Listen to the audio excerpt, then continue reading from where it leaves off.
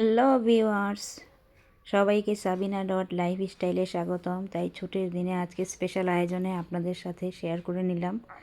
সকালেই উঠে ঘুম থেকে উঠেই বাচ্চাদের আবদার, তারা নাকি খিচুড়ি খাবে। তো আমার আবার একদম ভেজা খিচুড়িটা, মানে যেটা নরম খিচুড়ি, সেটা আবার পছন্দ না।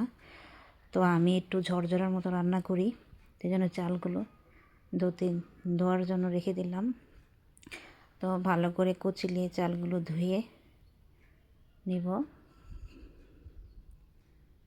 না হয়ে গেলে এই পর্যায়ে আমরা পানি দিয়ে এগুলো একটু ভিজিয়ে রেখে দেব 10 মিনিটের জন্য। তাহলে ডাল আর চালটা একটু নরম হয়ে যাবে। এই পর্যায়ে পাতিল বসিয়ে দিয়েছি চুলায়। পাতিলটা গরম হয়ে তেল দিয়ে দিয়েছি। এবার মশলাগুলো ঢেলে দিব। তেজপাতা, দারচিনি, এলাচি হালকা এগুলো একটু ভেজে নিব। ভাজা হয়ে গেলে পেঁয়াজগুলো দিয়ে নেড়ে চেড়ে, এগুলো ভেজা হয়ে গেলে নেড়ে চেড়ে ভালো করে নেড়ে চেড়ে ভেজে এই পর্যায়ে আমরা এর মধ্যে একটু আদা বাটা দিয়ে দিব 1 চামচ।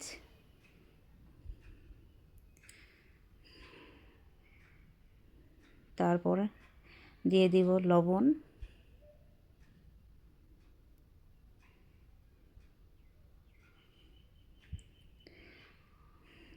লবণ দিয়ে ভালো করে নেড়ে চেড়ে নিব। এই পর্যায়ে আমরা হলুদ অ্যাড করে দিব। তো এই খিচুড়িটা রান্না করতে বেশি মশলা লাগে না, আর খুবই সহজে অল্প কিছু উপকরণ দিয়ে রান্না করা যায়। তো খেতে খুব ভালো লাগে। তো আমি এবার চালগুলো ঢেলে দিব। তো চালগুলো মিক্স করে দিব মশলার সাথে, সবগুলো উপকরণ ভালো করে নেড়ে চেড়ে কিছুক্ষণ চালটা ভেজে নিব। তো আমার চালটা নেড়ে চেড়ে অনেকক্ষণ ভাজার পরে এই পর্যায়ে আমি এই ডাল সিদ্ধ করে রেখেছিলাম, মোটা ডাল, সেই ডালগুলো দিয়ে দিব। কারণ একরকম ডাল দিয়ে খিচুড়ির একটু টেস্ট একটু কম মনে হয়, তাই আমি 2 রকম ডাল দিয়ে রান্না করি। আপনারা চাইলে বেশি ডাল দিয়েও রান্না করতে পারেন। তো আমি ডাল দিয়ে ভালো করে ভেজে নিয়েছি। এই পর্যায়ে নাড়া হয়ে গেলে পানি দিয়ে দিব। তো আমি গরম পানি দিয়ে দিয়েছি যাতে তাড়াতাড়ি হয়ে যায়। তো আমার দেওয়া হয়ে গেছে। এই পর্যায়ে খিচুড়িটা কিছুক্ষণ ঢেকে রান্না করে নেব, তাহলে আমাদের খিচুড়ি রান্না হয়ে যাবে। তো আমি এই জন্য পরিমাণ মতো পানি নেড়ে চেড়ে ঠিক আছে কিনা দেখে দিলাম। তো এবার যখন দেখব একটু বলক চলে এসেছে, তখন আমি এটাকে একটু ঢেকে দেব। তো আমরা আবার এ পর্যায়ে ভর্তা তৈরি করব। চিংড়ি মাছ নিয়ে নিয়েছি। তো ছুটির দিন হলে একটা স্পেশাল আয়োজন তো করাই লাগে। আর অনেকে দেখা যায় বাচ্চারা মাংস পছন্দ করে, তো বড়রা দেখা যায় ভর্তা টর্তা হলে খুবই খুশি হয়ে যায়। তো এই ছুটির দিন আমি ভর্তার জন্য চিংড়ি মাছগুলো ভেজে নিচ্ছি। খুবই স্পেশালভাবে কিছু বাচ্চাদের জন্য করতে গেলে দেখা যায় বড়দের জন্য কিছু না কিছু করতে হয়। তো আমি সব সময় সবার জন্য চিন্তা করে কিছু না কিছু করেই থাকি। তো চিংড়িগুলো ভাজা হয়ে গেলে এই পর্যায়ে আমি পেঁয়াজগুলো দিয়ে দিব। পেঁয়াজ আর কাঁচামরিচগুলো রেখেছিলাম, আমি কাঁচামরিচ দিয়ে ভর্তা করব। তো ওই চিংড়ি মাছ ভর্তাটা খুবই মজা হয়। আপনারা যদি এরকম অল্প কিছু উপকরণ দিয়ে ভর্তাটা তৈরি করে খেতে পারেন। আমি মাঝে মাঝে করি, এই জন্য ভাবলাম যে আপনাদের সাথেও শেয়ার করি। খুবই ইজি, সহজেই সবাই রান্না করে খেতে পারবে এরকম একটা ভর্তা। আর এরকম উপকরণ স্বাভাবিক ঘরেই থাকে অনেকের। তাই মজাদার একটা ভর্তা তৈরির জন্য আমি মনে করি এই 3টা উপকরণই হলেই চলে, বেশি কিছু লাগে না মজার ভর্তার জন্য। তো আমাদের ভাজা প্রায় হয়ে গিয়েছে, এবার যা নামিয়ে রাখবো। তো ভালো করে আস্তে আস্তে তেলগুলো ঝরিয়ে নামাচ্ছি। তো আমার হয়ে গিয়েছে প্রায়। তো আমি এরপর আরেকটা ভর্তা করব, তো তাই আপনাদেরকে আমি দেখাবো কী দিয়ে কী ভর্তা করলাম। তো আমি এখন চিন্তা করছি চেবা শুটকির ভর্তা করব। তো এই যে আমার হয়ে গিয়েছে এটা। তো চেবা শুটকির ভর্তার জন্য আমি পেঁয়াজ আর মরিচগুলো দিয়ে, রসুন দিয়ে ভেজে নেব এগুলো। কারণ হচ্ছে ভর্তাটা যদি একরকম ভর্তা দিয়ে তো আর হয় না, 2-3 রকম ভর্তা করলে দেখা যায় অনেকে খুশি হয়ে মজা করে খেতে পারে। এই জন্য আমি সবসময় একটু সময় লাগলেও একটু চেষ্টা করি একটু মজাদার ভর্তা তৈরি করতে। তো আমি চেবা শুটকি নিয়েছি, কিন্তু মাথাটা ফেলে দিয়েছি। অনেক সময় দেখা যায় মাথা থেকে একটু তিতো লাগে, তাই হালকা তেল দিয়ে এগুলো একটু ভেজে নেব। কারণ চেবা শুটকিটা যদি আমরা একটু ভালো করে ভেজে নিই, তাহলে সেটার একটা স্মেল যেটা থাকে সেটা পরে থাকে না আর কি। তো এই জন্য আমি হালকা করে ভেজে নেব তেল দিয়ে।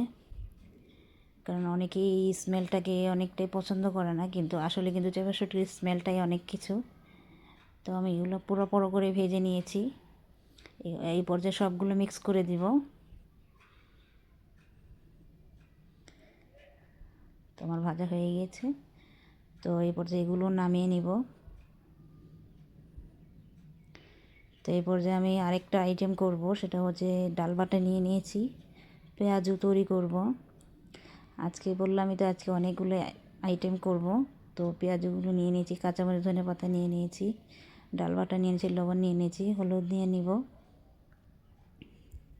আদা বাটা, রসুন বাটা, একটু হলুদ দিয়ে দিব, বেশি দিব না।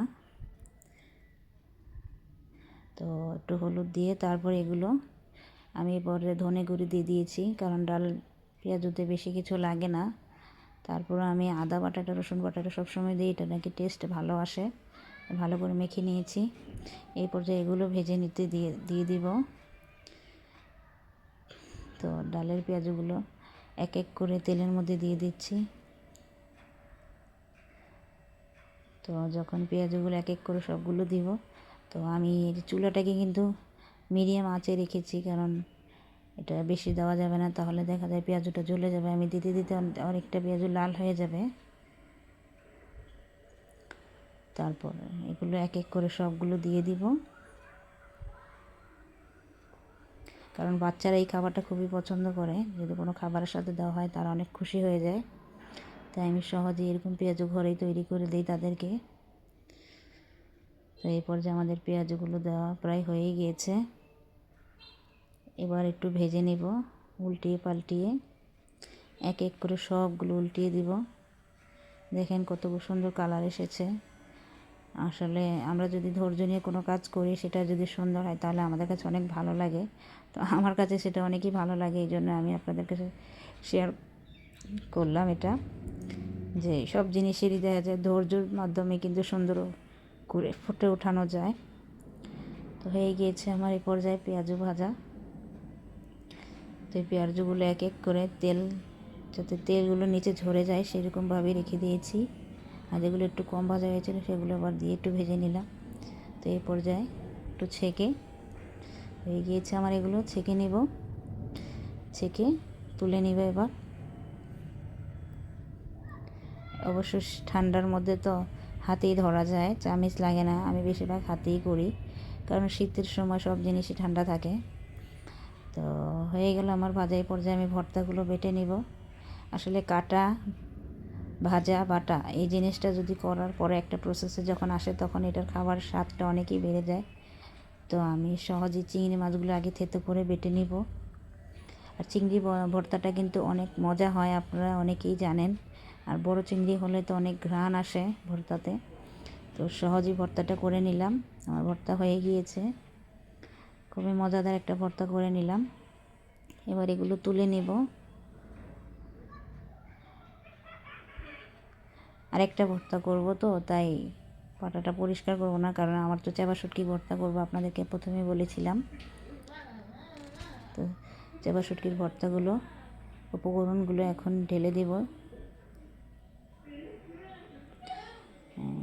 এখন এই ভর্তাটা ভালো করে বেটে নেব, কারণ প্রতিটা জিনিসেরই দেখা যায় স্বাদ ব্যতিক্রম হলো, কিন্তু খাবারগুলো কিন্তু খুব টেস্টি হয়।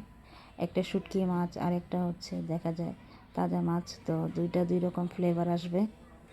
তো যার যেটা ভালো লাগে সে সেটা খেতে পারবে। তো এই পর্যায়ে ভালো করে বেটে নিচ্ছি।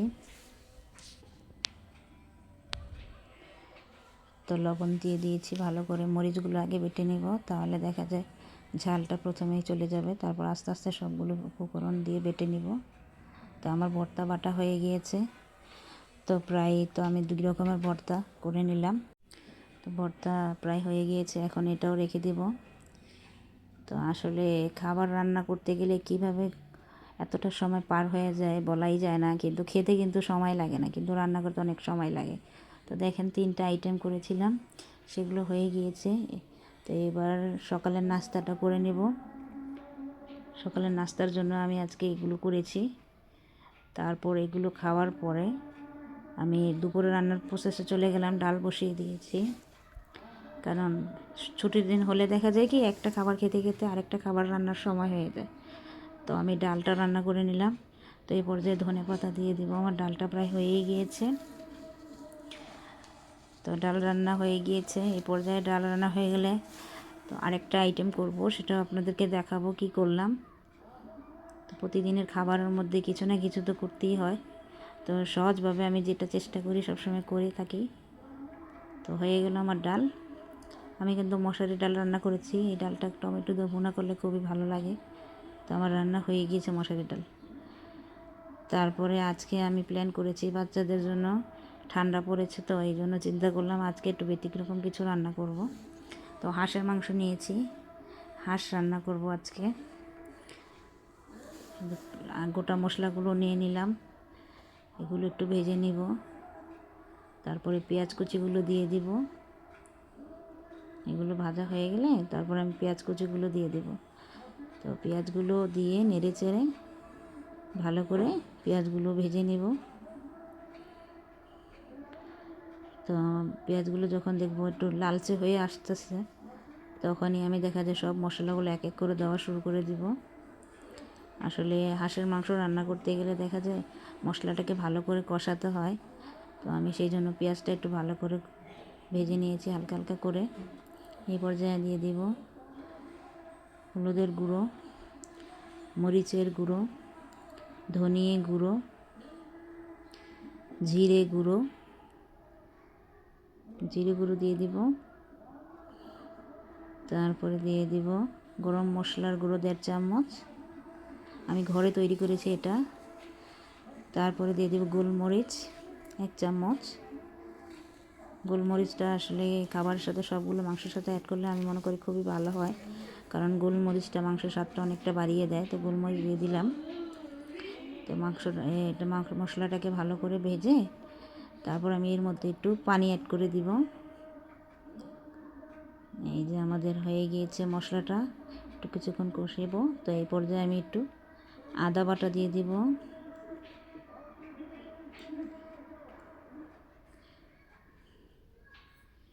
তো আদা বাটা দিয়ে দিলাম, তারপর রসুন বাটা দিয়ে দিলাম।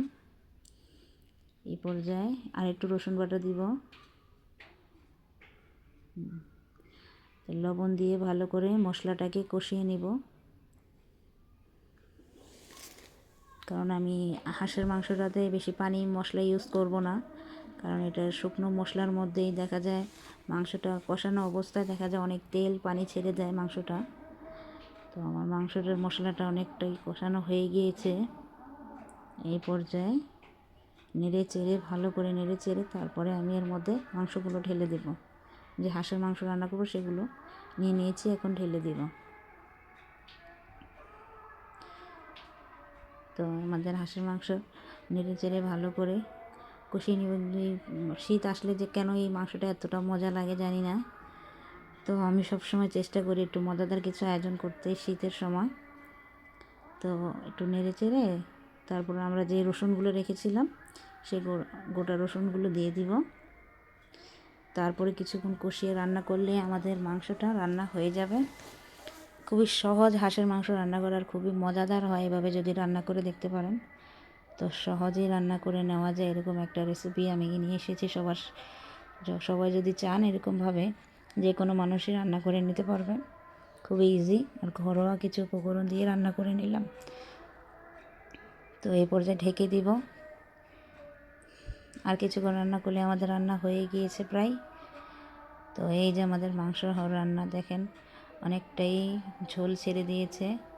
তো রসুনগুলো সিদ্ধ হয়ে গেছে, মনে হয় মাংসটাও সিদ্ধ হয়ে গিয়েছে। তো আমাদের রান্না কমপ্লিট হয়ে গিয়েছে। এই পর্যায়ে আমরা খাওয়ার জন্য প্রস্তুত হয়ে গিয়েছে। তো এখন দুপুরের জন্য মাংস বেড়ে নিচ্ছি, হাঁসের মাংস, ডাল বোনা আর ভর্তা দিয়ে ভাত খাবো। তো কেমন লাগলো, যদি সবার ভালো লেগে থাকে আমার ভিডিওটা, তাহলে অবশ্যই লাইক সাবস্ক্রাইব করতে ভুলবেন না। আর এরকম সহজ ভিডিও পাওয়ার জন্য সবসময় পাশে থাকবেন।